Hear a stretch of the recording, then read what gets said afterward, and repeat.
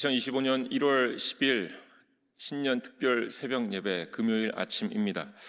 오늘 우리가 기상 악화로 인해서 온라인으로 예배를 드리게 됐음에 양해를 구합니다. 그리고 또한 내일 토요일 온가족 아침 예배도 드리지 못할 것 같아 먼저 양해를 구합니다. 기상 상황을 살펴보면서 토요일 날에는 특세 형식으로 드리고자 준비를 하고 있는데요. 아마도 금요일 오후쯤 되면 저희가 기상 상태를 확인해서 다시 한번 전체 공지를 드리도록 하겠습니다. 오늘 하나님께서 우리에게 주신 말씀을 함께 보도록 하겠습니다. 창세기 9장 8절부터 17절까지의 말씀입니다. 창세기 9장 8절부터 17절까지의 말씀입니다. 제가 여러분을 대신해서 봉독해 드리겠습니다. 하나님이 노아와 그와 함께한 아들들에게 말씀하여 이르시되 내가 내 언약을 너희와 너희 후손과 너희와 함께한 모든 생물 곧 너희와 함께한 새와 가축과 땅의 모든 생물에게 세우리니 방주에서 나온 모든 것 곧 땅의 모든 짐승에게니라. 내가 너희와 언약을 세우리니 다시는 모든 생명을 홍수로 멸하지 아니할 것이라. 땅을 멸할 홍수가 다시 있지 아니하리라. 하나님이 이르시되 내가 나와 너희와 및 너희와 함께하는 모든 생물 사이에 대대로 영원히 세우는 언약의 증거는 이것이니라. 내가 내 무지개를 구름 속에 두었나니 이것이 나와 세상 사이의 언약의 증거니라.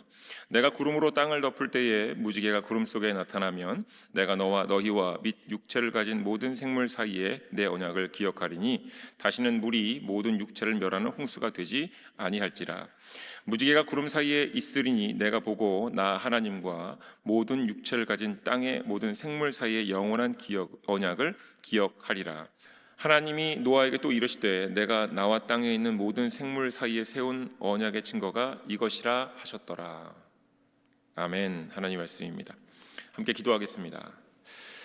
사랑하는 감사합니다. 오늘 우리에게 귀한 날 주셨고 특별히 신년 특별 새벽 예배를 통하여서 우리에게 계속 말씀해 주십니다.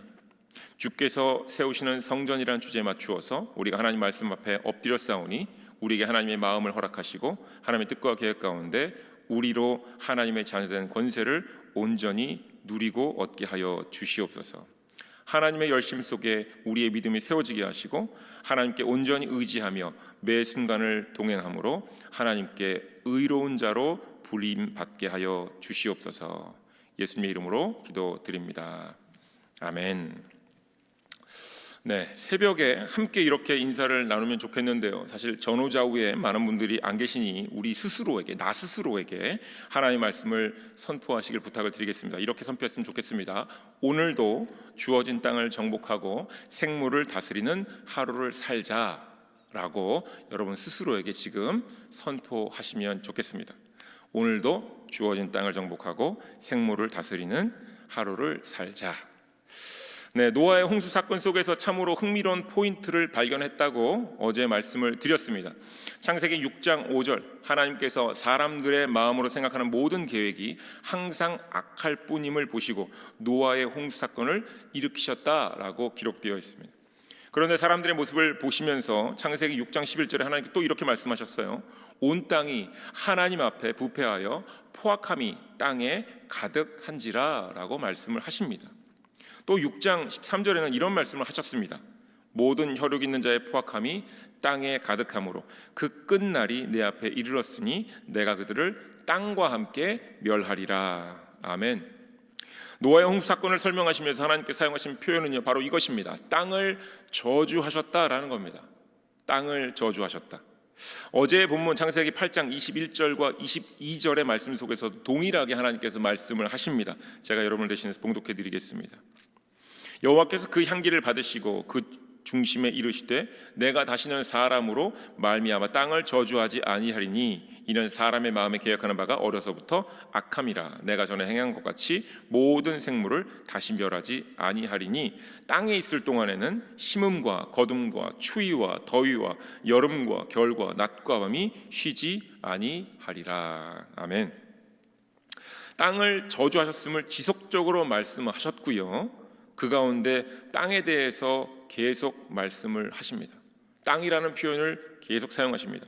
오늘의 본 말씀 속에서도 이와 같은 표현을 그대로 사용하십니다. 9장 11절입니다.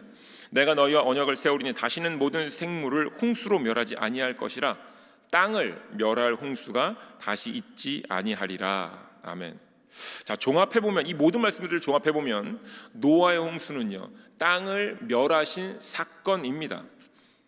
이러한 설명이 왜 흥미로운가 하면 하나님께서 사람들의 악함과 사람의 부패함과 포악함을 땅으로 표현하셨기 때문입니다. 하나님께서 하나님의 영을 거두어 가실 때 사람들의 모습을 이렇게 표현해 주셨어요. 6장의 말씀이지요. 그들이 육신이 됨이라입니다. 이러한 표현은 하나님의 영이 함께 있었음에도 불구하고 하나님의 형상으로 창조된 사람들이 하나님의 뜻을 묻지 않고 구하지 않으며 자신들의 육신의 생각을 따랐다라는 의미입니다. 하나님께서 분명히 사람들에게 복을 주셨어요. 무릎 꿇게 하셨습니다. 그러면서 사람들에게 땅을 정복하고 생물을 다스리라 라고 사명을 친히 안겨주셨습니다. 여기서 말하는 땅이란 흙으로 창조된 사람들 자신이 가장 먼저 포함된 부분이지요. 땅을 정복하려면 나를 먼저 정복해야 됩니다. 바로 우리가 흙으로 창조됐기 때문에 그렇지요. 사람들이 자신을, 땅인 자신을 정복하지 않았다라는 것이 포인트입니다. 자, 육신의 생각을 따랐다라는 것은 바로 땅을 정복하지 않았다라는 의미와 동일합니다. 그들이 아름다운 여인들을 보자 자신들이 원하는 대로 마음에 맞는 모든 여인들을 아내로 삼았다라는 것은 그들이 자신들의 육신의 생각, 육신의 정욕을 정복하지 못했다라는 의미와 같습니다. 하나님께서 사람의 부패함과 포악함이 땅에 가득한 것을 보셨다라는 것, 혈육 있는 자의 포악함이 땅에 가득하다 했다라고 말씀하시는 것, 모두 사람을 지칭하셨지만 이는 결국 땅을 정복하지 못한 것을 암시하시고 지적하심으로써 이 모든 상황을 정리하시는 하나님께서 내리신 방법이 바로 땅을 멸하는 것이다 라고 성경이 정확하게 우리에게 알려줍니다. 흙으로 창조된 사람이 흙을 정복하지 못하자 흙을 물로 가득 채우신 사건이 홍수입니다. 물이 자양분이 되겠지만 넘쳐나는 물로 결국 빛도 바람도 다 막아서 결국 흙에서 아무것도 나지 못하도록 하신 사건이 바로 노아의 홍수 사건입니다. 단순하게 인간들이 죄 많이 지어서 하나님께서 심판하신 것이다 라고 이해하면 곤란합니다. 노아의 홍수 사건에 담긴 하나님의 마음과 뜻을 정확하게 이해하셔야 그 다음 말씀들이 이해가 가능합니다. 구약 속 이스라엘 백성들이 하나님 앞에서 행한 죄를 일반적으로 우리는 우상 숭배다 이렇게 얘기하지요. 구약의 모든 상황 속에서 백성들이 우상을 숭배함으로 하나님께서 그들을 벌하셨다 이렇게 말합니다. 그런데 우상 숭배라는 것이 단순하게 이방의 신을, 만들어진 신을 숭배했다는 정도는 아닙니다. 잘 생각해 보셔야 됩니다. 우상이란 인간이 자신의 손으로 만들어 놓은 것을 말합니다.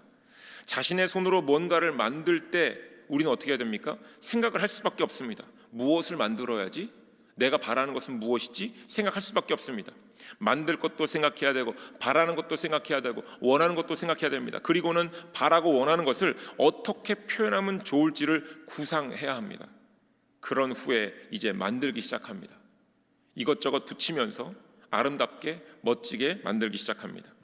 자신의 마음에 있는 바람을 담아내야 하고 이를 머리로 그리면서 형상화시켜야 되고 이것을 실제적으로 만들어낸 것이 바로 우상입니다. 우상에 담긴 의미는 다시 말하면 내가 원하는 것의 종합이고 내가 원하는 것의 결정체입니다. 그리고 이렇게 만들어진 우상을 사람들이 섬기기 시작합니다. 사람이 생각하고 사람이 머릿속으로 그리고 자신의 손으로 친히 만들어서 세워놓은 것 앞에서 본인 스스로가 무릎을 꿇고 제사를 드리고 본인 스스로가 그 우상 앞에서 찬양을 하고 우상 앞에서 춤을 추면서 내가 원하는 것이 이루어지기를 간절히 염원한다라는 것입니다. 자, 이를 노아의 홍수 사건과 연관해서 재현해 보면 흙으로 창조된 사람들이요, 흙을 정복하지 못하고는 흙이 바라고 원하는 것을 만들어 그걸 앞에 엎드리고 절하고 찬양하는 모습입니다. 다시 말하면 노아의 시대에 이미 사람들은 우상 숭배를 하고 있었다라는 겁니다. 박영성 목사님의 글을 요즘 많이 인용하고 있는데요, 박영성 목사님이 십계명에 대해서 이런 설명을 하셨어요. 잘 한번 들어보시지요. 제1계명부터 제4계명까지의 내용은 하나님만 섬기고 우상 만들지 말고 하나님의 이름을 업신여기지 말고 안식일을 잘 지키라라는 것인데, 이것을 다르게 표현을 해보면 하나님은 너희에게 충분하다라는 겁니다. 하나님만이 너희에게 충분하다. 자, 그리고 제5계명부터 부모 공경부터 제10계명까지 살인하지 말라, 간음하지 말라, 도둑질하지 말라, 이웃의 것을 거짓 증언하지 말라, 이웃의 집을 탐하지 말라.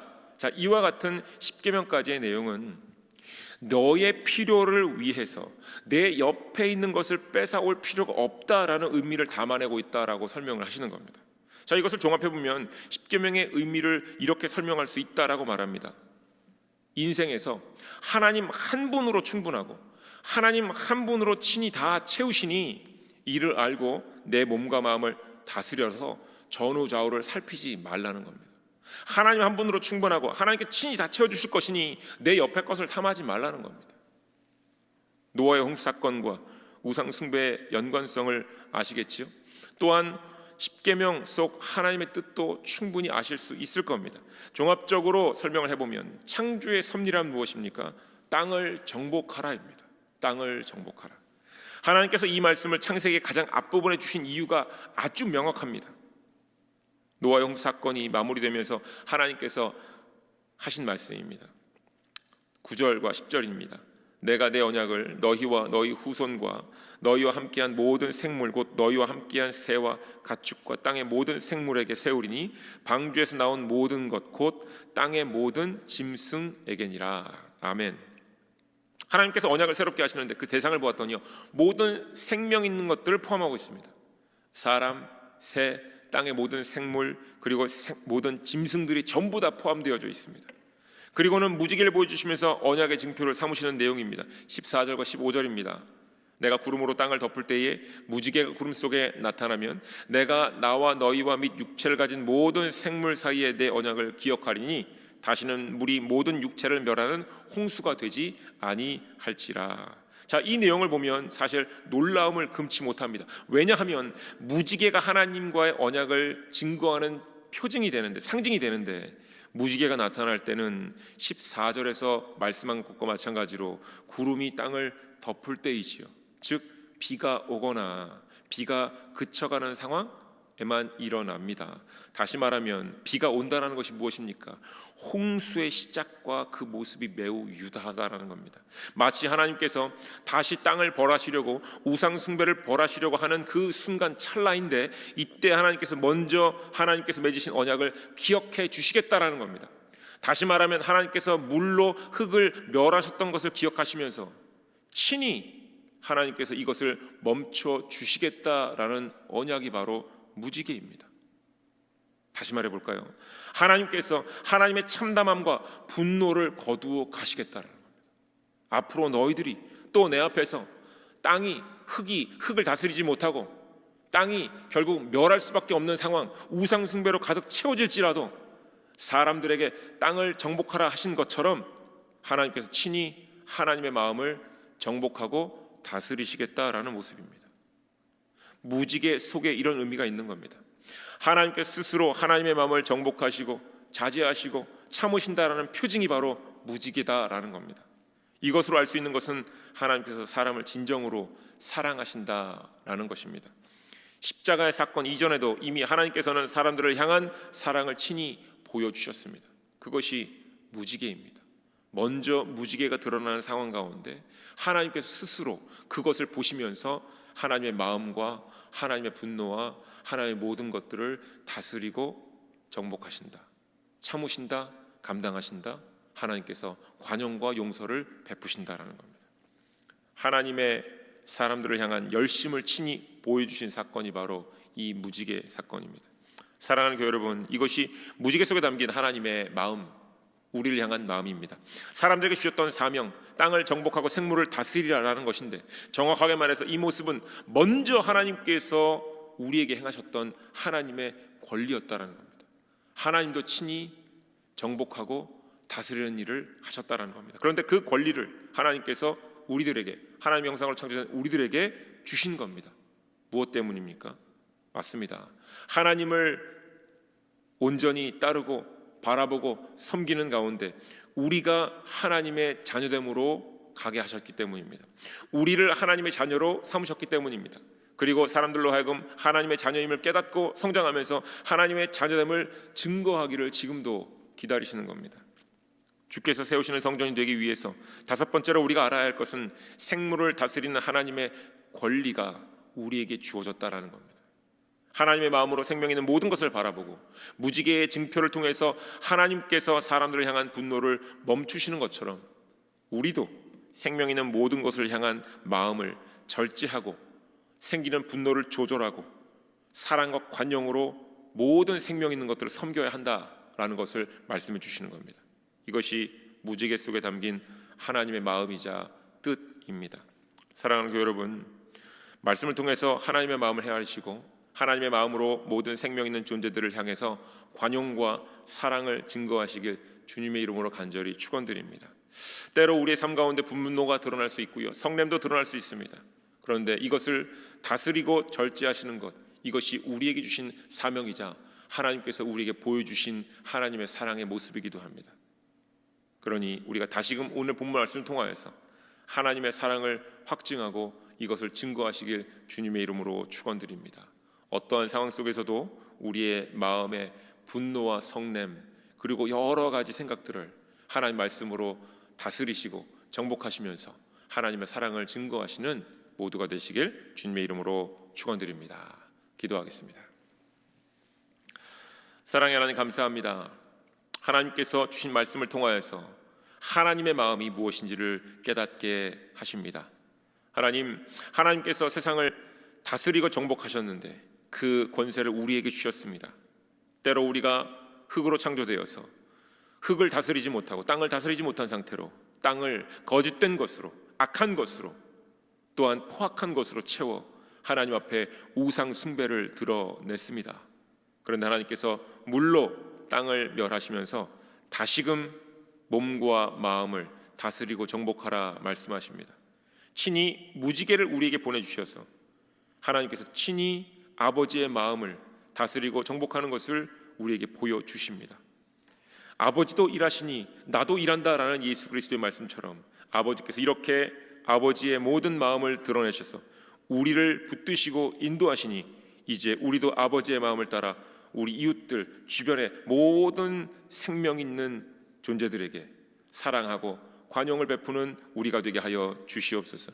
이것이 주께서 세우시는 성전의 참된 모습이오니 우리가 더욱더 모든 상황 속에서도 우리의 몸과 마음을 다스리고 정복하여 하나님의 사랑을 증거하는 도구가 되게 하여 주시옵소서. 모든 것을 주님께 맡겨드리오며 예수님의 이름으로 기도드립니다. 아멘.